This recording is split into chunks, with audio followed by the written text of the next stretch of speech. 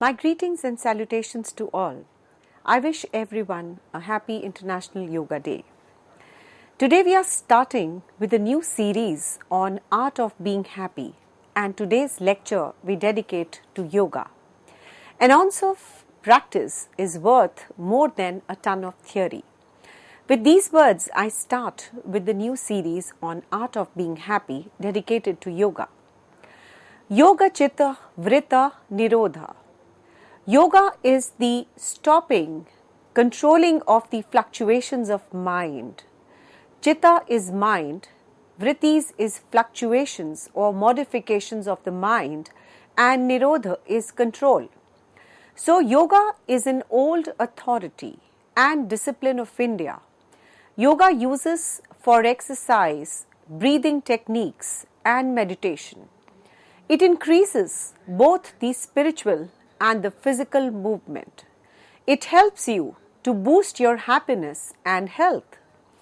A person doing yoga, one posture, that is an asana, to another, such as a sun asana, contains 12 positions of that, one after the other, and it helps to balance the body and the soul.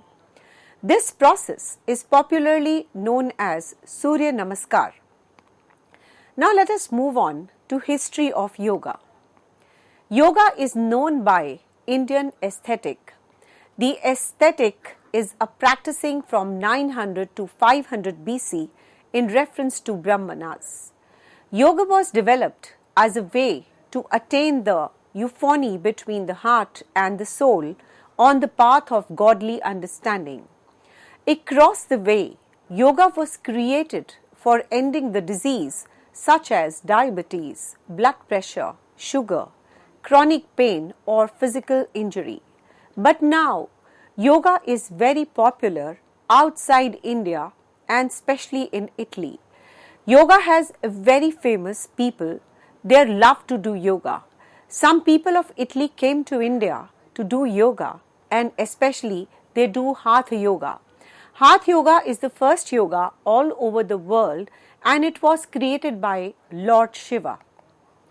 Now let us move on to the different benefits of yoga, which helps us in giving the happiness and decreasing the depression.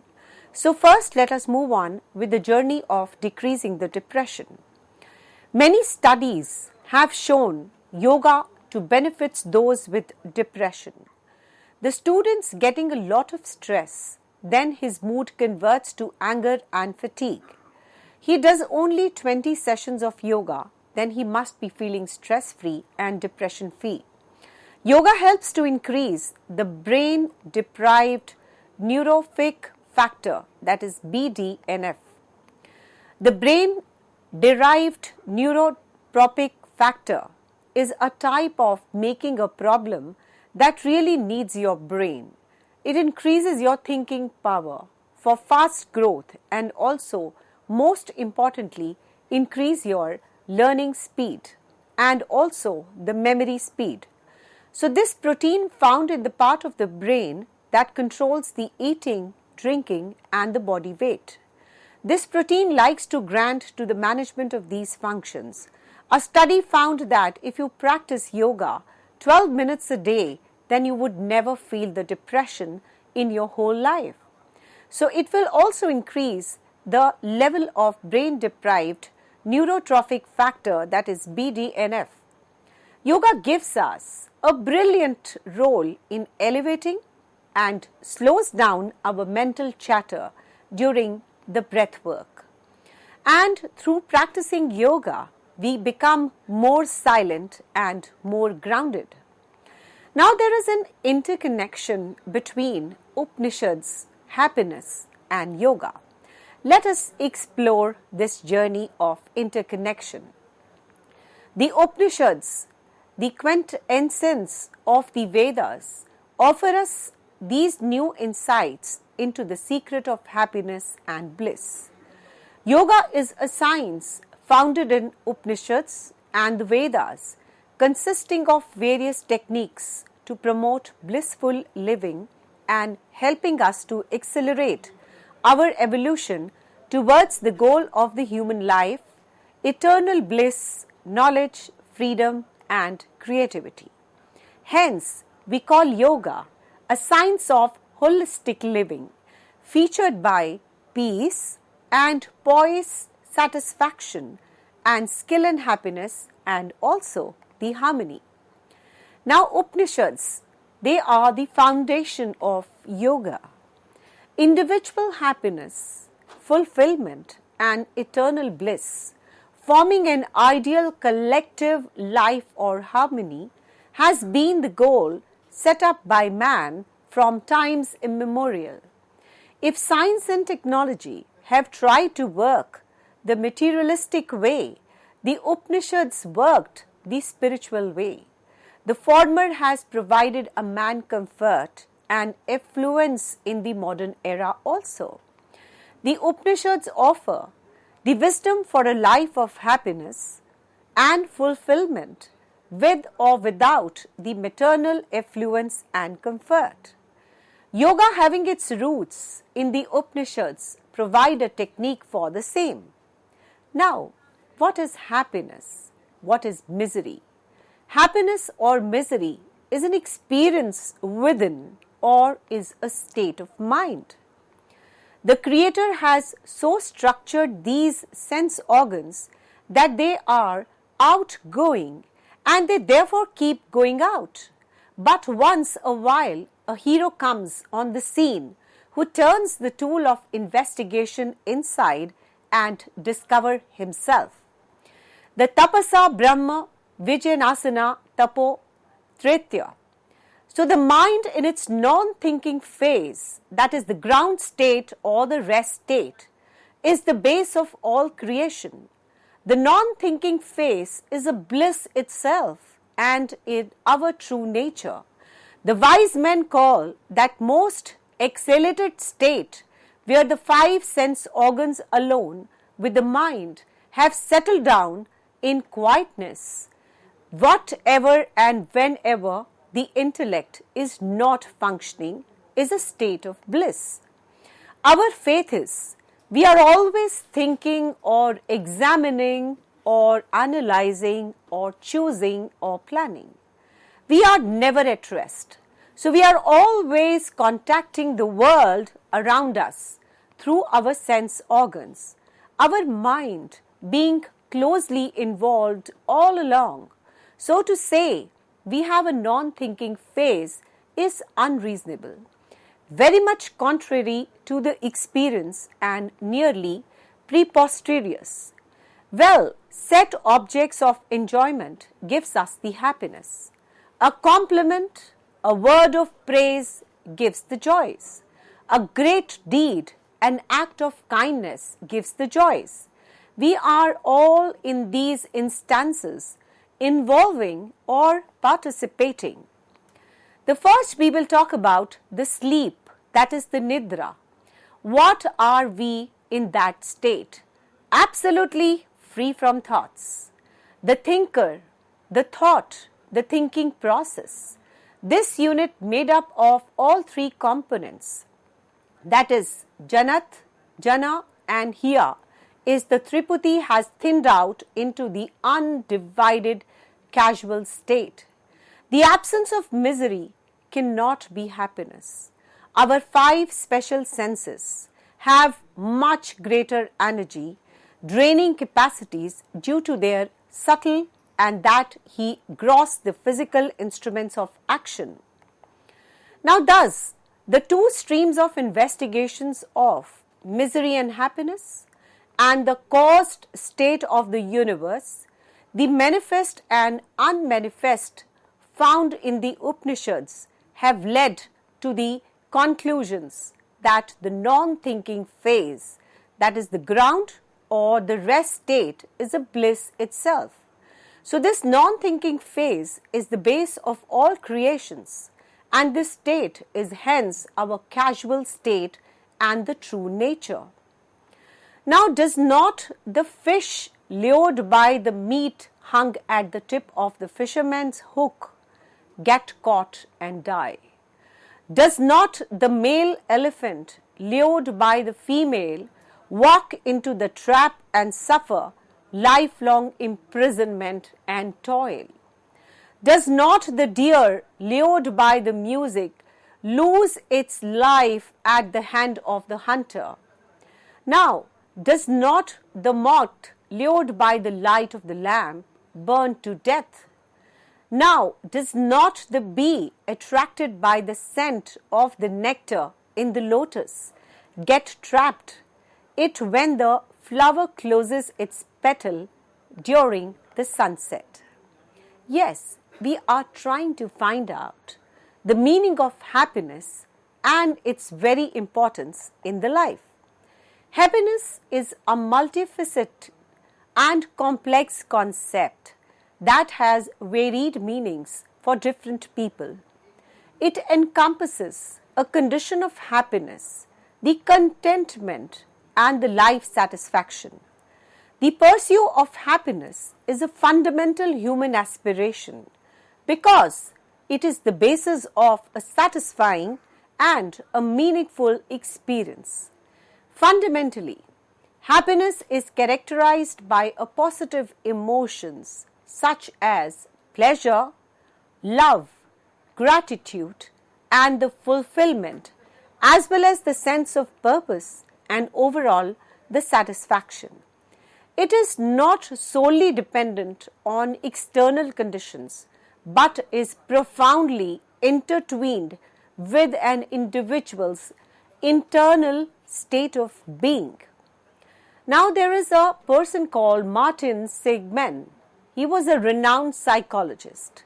He defined happiness as an experience of joy, then contentment or the positive well-being combined with a sense that one's life is good, meaningful, and worthwhile. The significance of contentment in life is far greater than momentous pleasure. The positive psychology research has repeatedly demonstrated the wide-ranging positive effects of happiness on the various aspects of the human existence. Now, when individuals experience a genuine pleasure, their physical health, immune function, and the life expectancy tend to improve. Now, in addition, the contentment affects the cognitive abilities, resulting in enhanced creativity, the problem-solving skills, and productivity. And of course, we have lot of empirical evidence to prove this. The happiness fosters the emotional resilience and coping mechanisms, which allows the individuals to navigate the life challenges with a greater comfort and optimism.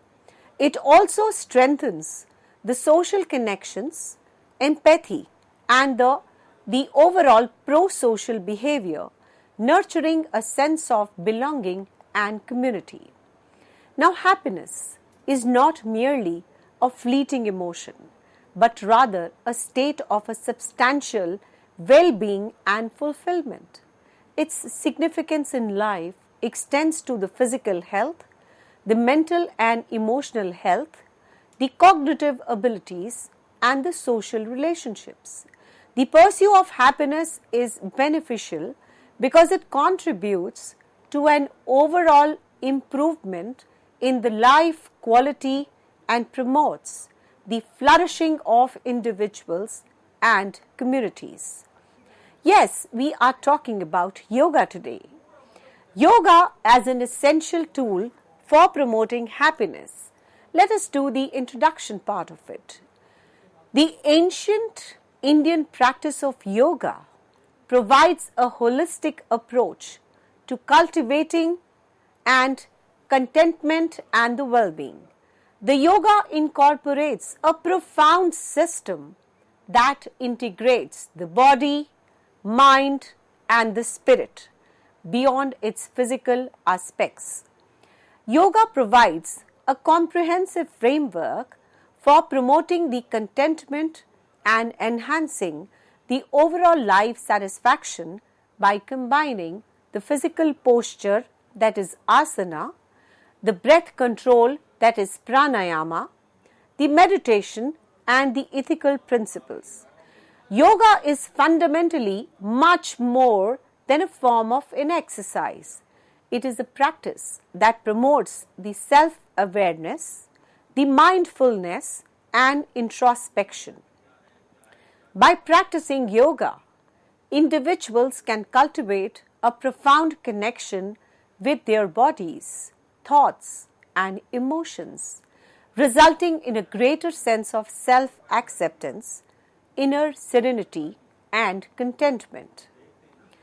Now, the release of endorphins, commonly referred to as a feel-good hormones, is one of the primary ways in which the yoga promotes contentment. The physical movement and the various asanas practiced in yoga stimulates the body's endocrine system, resulting in the release of endorphins, which can elevate the mood and induce the feeling of euphoria and the well-being. That means if you're doing yoga, straight away you can be happy, because it is all about internalization and the union of the physical body and the inner body. And yoga is the medium to do that. So this neurochemical response contributes to an enhanced sense of overall contentment and the positive emotions. And in addition, yoga incorporates the mindfulness and the present moment awareness, enabling the individuals to cultivate a state of concentrated attention, profound relaxation. By practicing the meditation and the breath control, individuals can reduce the stress, anxiety and the negative thought patterns, making a room for the positive emotions and a greater sense of pleasure and contentment. Additionally, yoga fosters a sense of connection and oneness by upholding the principles of non-harming, that is ahimsa, compassion and gratitude. Individuals gain a deeper appreciation for their interconnectedness with others and the world. Enhanced connection and empathy contribute to positive relationships, the social support and a general sense of belonging, all of which are very essential for the long-term contentment and the well-being. Integrating the physical movement, mindfulness and ethical principles, the yoga provides a holistic approach to promoting the contentment. Yoga also facilitates the release of endorphins, cultivates the present moment awareness, reduces the tension and fosters a sense of connection and compassion through its various practices. Individuals can improve their contentment and overall quality of life by embracing the yoga as a tool of a self-care and of course a self-discovery, which is the right way of living. Unless and until you take care of your own self and the self-discovery is there is no meaning of the life. So yoga gives us the profound meaning of life, helps us in knowing one's own self, cultivates the actual present moment awareness, which is very, very important tool of a path of happiness. Now let us do the explanation of the various facets of pleasure, that is the physical, mental and emotional. Happiness is a sophisticated concept that encompasses more than a fleeting sensation of a joy. It incorporates the multiple dimensions, each of which contributes to an individual's overall sense of happiness and a well-being. Now, understanding these dimensions will enable us to appreciate the holistic nature of happiness and how it encompasses the physical, mental, and emotional aspects of our existence. Thank you so much.